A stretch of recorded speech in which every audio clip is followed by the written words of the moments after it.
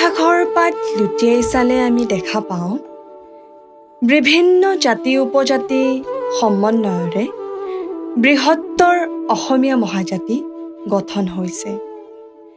বাৰেৰহণীয়া সংস্কৃতিৰ মহামিলনৰ তীৰ্থভূমি হৈছে অসম।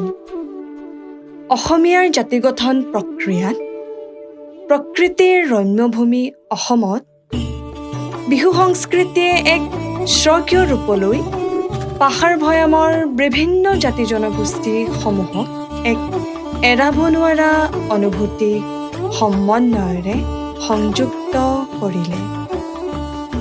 অন্যান্য বাদ্য বাজনাসমূহৰ ভিতৰত ঢোল হৈছে বিহু সংস্কৃতিৰ এক এৰাব নোৱাৰা অনবাদ্য। ঢোল অবিহনে বিহু অসম্পূৰ্ণ। ধিনিকি ধিনদাও ঢোলৰ মাত, কিনো মায়াসনা যাদু আছে ঢোলৰ মাতত। এই ঢোলৰ ঐতিহ্যই বাকী অসমীয়াৰ জীৱনৰ জাতীয় কৃষ্টি। বিহুৰ মূল বাদ্য হৈছে ঢোল। ঢোলৰ মাতত অসমীয়াৰ গা সাতখন আঠখন কৰে, মন ৰাইজাই কৰে। নাচনীৰ কঁকাল নাচোনত টাকুৰি ঘোঁৰা দি ঘূৰে। অসমীয়া সংস্কৃতিৰ ধাৰক আৰু বাহক এই ঢোলৰো আছে এক গভীৰ ইতিহাস। এইখিনিতে মই মোৰ পৰিচয়টো দিব লাগিব। মই পঞ্জিত চাংমাই আৰু মোৰ ঘৰ চৰাইদেউ সোণাৰীত। বিহু এই থলীখনত, অসমৰ বিহু থলীখনত ইমূৰৰ পৰা সিমূৰলৈ কাম কৰি থাকোঁতে আজি হয়তো 35-36 বছৰমান একেৰাহে কৰি থকা হৈছে।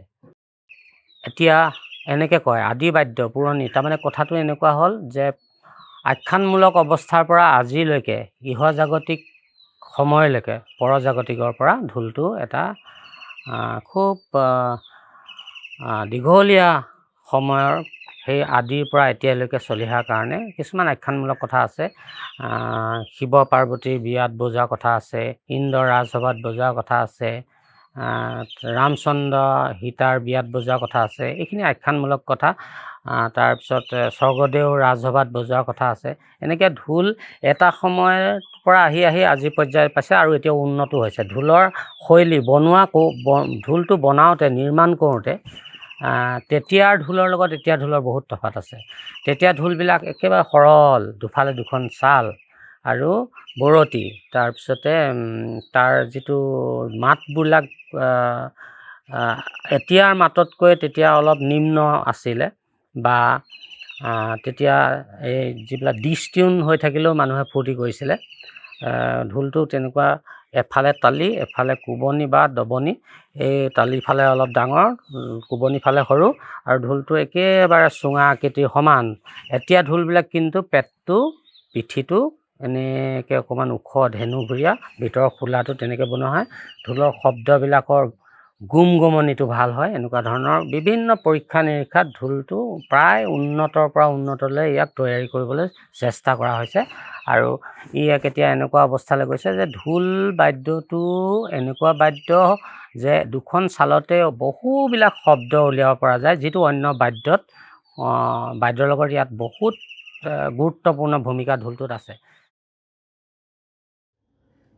চতেকৈ মহীয়া ৰদে চৌ চিৰে গৰখীয়াই তৰা, মিতা কুমাৰে বাদতি মাৰিছে চতৰ বাৰে শৰৰ পৰা। এটুকুৰা শুকান কাঠৰ খোলাত ঢুলীয়াৰ চাপৰ, ৰগৰ মালিতাত জাগি উঠে অসমীয়াৰ প্ৰাণ স্পন্দ। আমি এবাৰ ভাবি চাওঁচোন, কাৰণো হাতৰ পৰশত আমাৰ আদিবাদ্য ঢোলটিয়ে প্ৰাণ পাই উঠে। নামটো কমল ৰবি দাস। আৰু আপোনাৰ দোকানখন বহুত ধুনীয়া। হয়, আপোনাৰ দোকানখনৰ অলপ বিষয়ে ক'ব নেকি? দোকানখন মানে আমি আৰু এয়াহে সংস্কৃতিৰ লগত জড়িত, সংস্কৃতিক জীয়াই ৰখাৰ প্ৰচেষ্টা কৰি আছোঁ আৰু যিমান দিন পাৰিম কৰি থাকিম আৰু ৰাইজৰ সহায় সহযোগিতা লৈ। দোকানখনৰ কিমান বছৰ হ'ল? দোকানখন প্ৰায় 40 বছৰমান হ'ব। ঢোলটো বনোৱা প্ৰণালী আমাৰ ঢোলটো হৈছে কাঠৰে তৈয়াৰী, যিটো মানে খোলাটো ডিমাটো যিটো সেইটো কাঠেৰে তৈয়াৰী। সেই কাঠটো আপোনাৰ আমি সেইটো কাম নকৰোঁ, মানে কাঠৰ মিস্ত্ৰী বেলেগ আছে। কাঠটো আমাক বনাই মেলি দিয়ে, ঢোলৰ যিটো হেৰি খোলাটো, ঢোলটো খোলাটো বনাই দিয়ে। তাৰপিছত আমি চাউনিৰ কাম কৰোঁ, মানে ছালৰ যিখিনি ছাল লাগে সেই ছালৰ কামখিনি আমি কৰোঁ। তাৰপিছত কিমান সময় লাগে এইটো বনাওঁতে? সময়টো যথেষ্ট লাগে, এটা ঢোল এদিন লাগিব বনাওঁতে।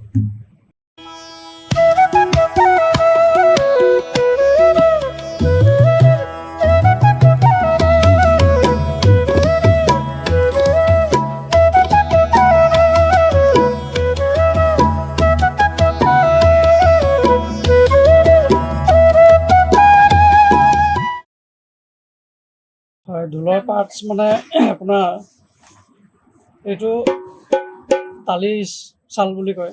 তালি চালৰ লগত এইটো কাটনি চাল থাকে, কাটনি চাল। তাৰপিছত এইটো হ'ল মৰুৱা, তাৰপিছত এইটো হ'ল বৰতি বুলি কয়। এইটো আপোনাৰ কোপা চাল।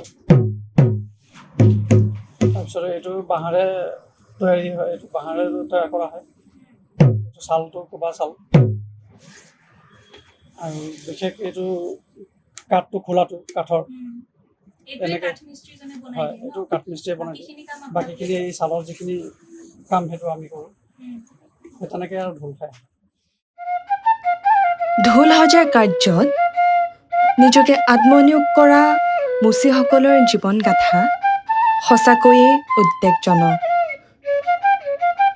কিন্তু এই সকল লোকৰ প্ৰচেষ্টাতেই ঢোলে ইতিমধ্যেই বিশ্ব দৰবাৰত প্ৰতিষ্ঠা লাভ কৰিছে।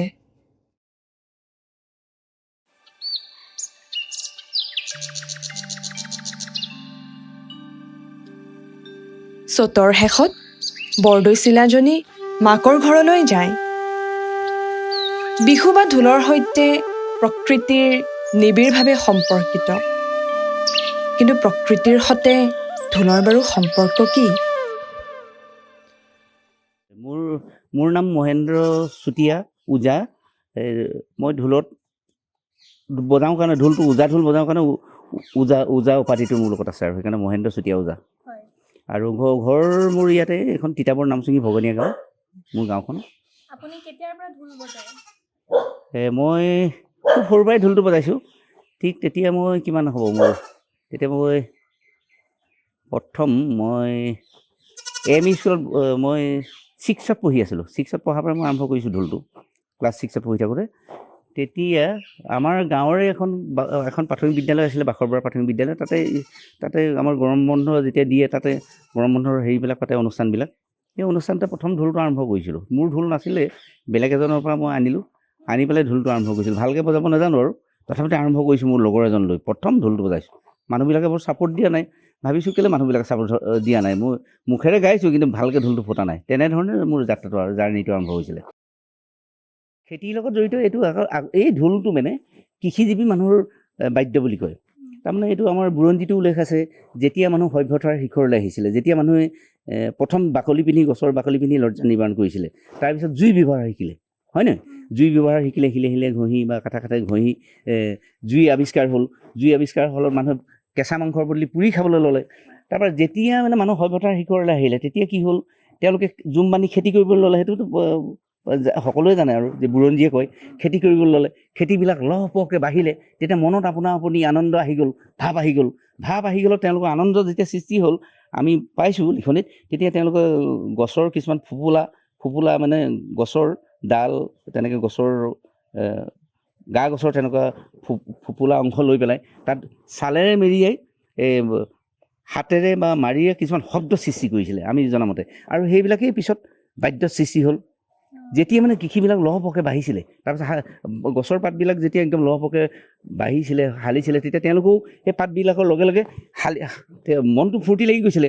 যেতিয়া শস্যবোৰ নদন বদনকৈ বাঢ়ি গৈছিলে, তেওঁলোকৰ আপুনি আনন্দ জাগৃত হৈছিলে। গছৰ পাতবিলাক হালিছিলে, তেওঁলোকেও হালিছিলে, এইফালে হালিছিলে। এইভাবে ভংগীমা হৈছে কি বিহুৰ। গছৰ পাতবিলাকতো ফালি চিৰি নাথাকে, সেইকাৰণে ভংগীমাবিলাক বিহু নাচৰ যে হাতটো এনেকৈ মানে এই আঙুলিবিলাক মেলি নহয়, নৃত্যহে হয়, নাচটোত নহয়, গছৰ প্ৰকৃতিৰ দৰে। যেতিয়া গছৰ কুঁহপাতখিলা মেলে ফালি চিৰি নাহে যে, এইবোৰ আৰু আমাৰ বিজ্ঞ লোকে কৈছে আৰু তেনেকৈ পাইছোঁ। ঠিক ঢোলৰ চেওটো বনাওঁতেও তেওঁলোকে যেনেকৈ বৰদৈ চিলাজনী আহি পেলাই গুচি গ'লগৈ, ঢোলৰ চেওটো বুজাইছে।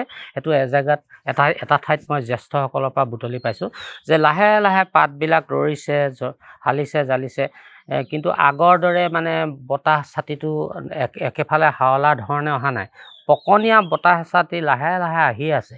তেতিয়াই জ্যেষ্ঠসকলে জানিব পাৰিছিলে, অনুমান কৰিব পাৰিছিলে প্ৰকৃতিৰ লগত বাস কৰে কাৰণে যে আজি কিন্তু অলপ দেৰিকৈ হ'লেও বৰদৈ চিলা মাৰে বা সেই ধুমুহা প্ৰাবল্য বতাহজাক আহিব বুলি গম পাইছিলে।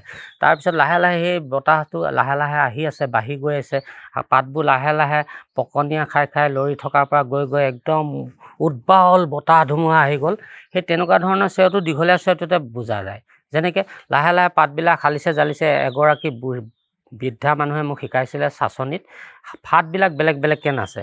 অকণমান দেখুৱাই পেলাই এনেকৈ মই অকণমান দেখুৱাই দিবলৈ যত্ন কৰিছোঁ।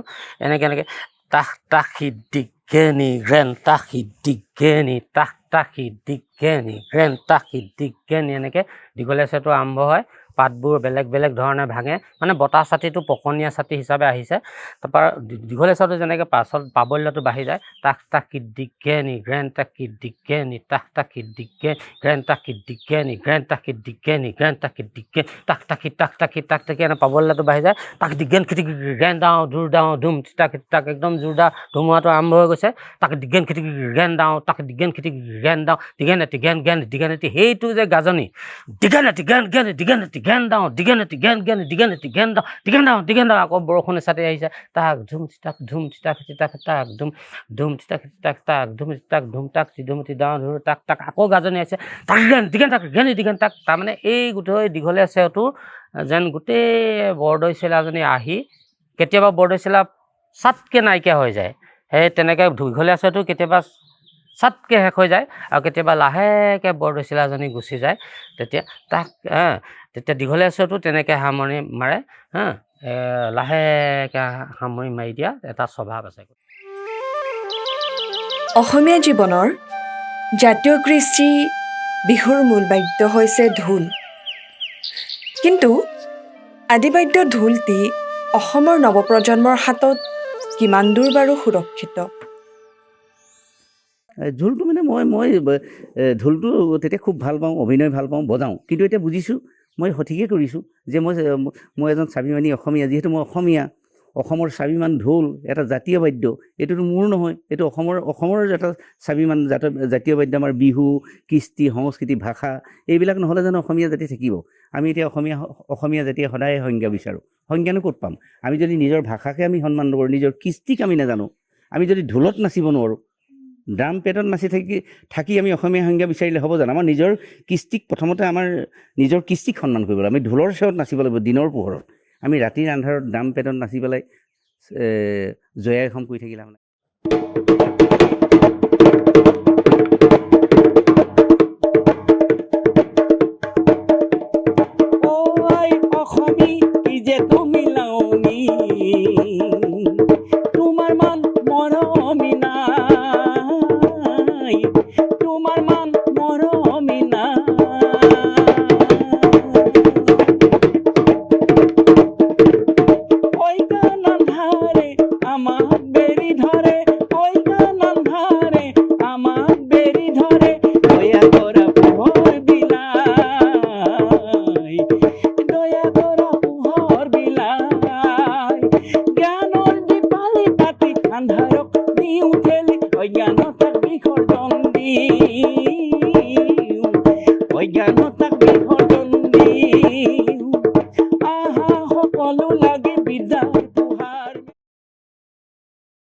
বৰ্তমান সময়ত আমাৰ ঢোলটো বহুত আগবাঢ়ি গৈছে, এইটো শুভ লক্ষণ। আৰু দ্বিতীয় কথা হ'ল কি, আমি যিদিনালৈকে আমাৰ অসমীয়া জাতিটো থাকিব, আমাৰ ঢোল বাদ্য থাকিব, আৰু ঢোল থাকিলে বিহু থাকিব। গতিকে এই ঢোল বাদ্যটি আমি এনেধৰণে ভাবোঁ, বেলেগ বাদ্যযন্ত্ৰৰ লগত আমি ফেৰ মাৰিব পৰাকৈ আমি চৰ্চা কৰিছোঁ আৰু কৰি যাম। আৰু বৰ্তমান সময়ত নৱপ্ৰজন্মই সেই ধাৰা অটুট ৰাখিছে, আমি দেখিছোঁ। তেওঁলোকে বহুত উন্নত ধৰণে বাদ্যবাদন আগবঢ়াইছে এতিয়া। আৰু দ্বিতীয় কথা হ'ল আমি বিহুত যাতে আমি বেলেগ বাদ্য সোমাব নোৱাৰে, আমি ঢোলটোৱে এটা মানে কি ক'ম এইটো কি এই ঢোলেৰে আগুৰি ৰাখিব লাগিব আমাৰ বিহু ক্ষেত্ৰখনক, যাতে আমি বিহুগীত এটাত আমি ঢোলক এটা বজালেও বা বেলেগ বাদ্য বজালেও যিটো আমোদ পোৱা যায়, কিন্তু ঢোলটো যদি বাদ্যবাদন ভাল হয় সেই আমোদটো আচলতে ঢোলতে পোৱা যায়। গতিকে আমি ভাবোঁ ঢোলটোৱে আমি সেইখিনি কৰিব পাৰিম। আৰু উঠি অহা প্ৰজন্মক কি ক'ম, তেওঁলোকে যথেষ্ট কষ্ট কৰিছে ঢোলটোক লৈ, বিহুক লৈ, আৰু সেইটো কাৰণে গৌৰৱ কৰোঁ বৰ্তমান সময়ত। আৰু কণ কণ শিশুসকল বহুত ওলাই আহিছে, ঢোলটো চৰ্চা কৰিছে। আৰু এই যে আচলতে কি হয়, ইয়াৰ যিটো আগ্ৰহটো মানে বঢ়াব পৰাকৈ আমাৰ যিটো শিক্ষণ পদ্ধতি এইটো ভাল হ'ব লাগিব, নহ'লে কেনেকৈনো আগবাঢ়ি আহিব। বা খুব কম দিনৰ ভিতৰত যেতিয়া আমি যিমানবিলাক কাম কৰিছোঁ, যিমানবিলাক ঠাইত খুব কম দিনৰ ভিতৰত এই পদ্ধতিগতভাৱে শিকাই যেতিয়া কম দিনৰ ভিতৰত ঢোলটো বজাব পৰা হয়, তেতিয়া সৰু সৰু ল'ৰাবিলাক কি হয়, আকৰ্ষিত হয়। আৰু তেনেকৈ আগবাঢ়িও আহিছে, ওলাইছে, বহু ঢুলীয়া সৃষ্টি হৈছে। আগতেতো দুজন এজন ঢুলীয়াই গাঁওখনত থাকে, তেওঁলোকে হুঁচৰি গাঁৱতে বজায়। তেওঁলোকে যদি কিবা কাৰণত থাকিব নোৱাৰে, হুঁচৰি গোৱা অলপ অসুবিধাতে পৰে। কিন্তু বৰ্তমান সময়ত ঢুলীয়া মানে অসংখ্য বুলি ক'ব লাগিব। সেইটোৱে আমাৰ কাৰণে গৌৰৱৰ কথা। আৰু মই আজিকালি প্ৰজন্মক এইটোৱে ক'ম, ঢোলটোতো আৰু বজাইতো জীৱিকা কৰিব নোৱাৰে এতিয়া। আমাৰ দিনটো বেলেগ আছিলে। বা মই কৃষিৰ লগত জড়িত, চবটো প্ৰজন্ম কৃষিৰ লগত জড়িত নহয়, কিন্তু পঢ়া শুনাটো কৰিব লাগিব, অধ্যয়নটো লাগিবই। প্ৰথমতে প্ৰজন্মক ক'ম, তোমালোকে অধ্যয়ন কৰা, অধ্যয়ন কৰাৰ পিছত তোমালোকে চাকৰি নকৰিব পাৰা, ব্যৱসায় কৰিব পাৰা, খেতি কৰিব পাৰা, আধুনিক ধৰণে খেতি কৰি তোমালোকে জীৱিকা লয়। তাৰ মাজতে যিসকলে ঢোলক ভাল পায়, ঢোলটো শিকিছে, তেওঁলোকে ঢোলটো বজাওক। মাজে মাজে ব্যস্ততাৰ মাজতো তেওঁলোকে বজাব। বা আমাৰ যিখিনি শিক্ষিত মানুহখিনিও আমাৰ উঠি অহা প্ৰজন্ম, কোনোবা লোকশিল্পীক, আমাৰ শিক্ষিত যিখিনি মানুহ, সেই যিখিনি মানে ভাল বিষয় বাবদ আছে, বা আমাৰ অসমতে কৈছোঁ, সেই মানুহখিনিও অকণমান সহায় কৰিব লাগে, উৎসাহ দিব লাগে।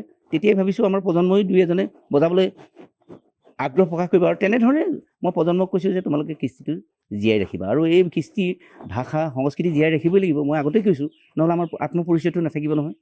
যে ইয়াৰ মাজতে আমি জীয়াই ৰাখিব লাগিব। বা আমি অসমীয়া হিচাপে, মই কাইলৈ IAS অফিচাৰ হ'লোঁ, মই ডাঙৰ বিজ্ঞানী হ'লোঁ, মহেন্দ্ৰ চুতীয়া, তাৰ মাজত যদি মই ঢোলটো বজাব পাৰোঁ, এইটোতো মোৰ এটা গৌৰৱ যে মই আমাৰ ঢোলটো বজাইছোঁ।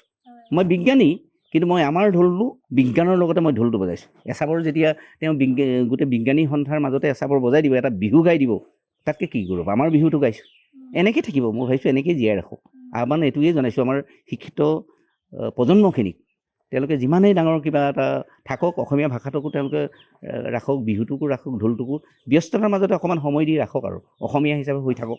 অসমৰখিনিক কৈছোঁ, প্ৰত্যেকেতো নিজৰ নিজৰ পৰিচয় লৈ জীয়াই থাকিব, কিন্তু আমাৰ অসমীয়াখিনি অসমীয়া হৈ জীয়াই থাকক। আমি সেইটোৱে ভাবোঁ, আমিও অসমীয়া হৈ যেতিয়ালৈকে জীয়াই থাকিম, আৰু ভাবিছোঁ অসমীয়া হৈ জীয়াই থাকিম, অসমীয়া হৈ যামগৈ আৰু পৃথিৱীত, আৰু তেওঁলোকে থাকক, মই ভাবিছোঁ। এইটোৱে মই অনুৰোধ জনালোঁ।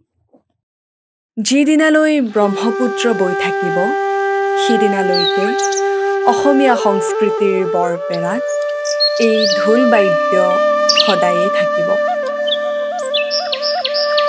যেনেদৰে মঘায়ুজাকে ধৰি অসমৰ বিভিন্ন বিহু ঢোলৰ সাধকসকল আৰু ঢোল কুটি শিল্পৰ লগত জড়িত থকা মিতাকুমাৰসকলৰ অহৰহ প্ৰচেষ্টাত অসমীয়া সংস্কৃতিৰ ঢোল অসমীয়াৰ মাজত জীয়াই আছে।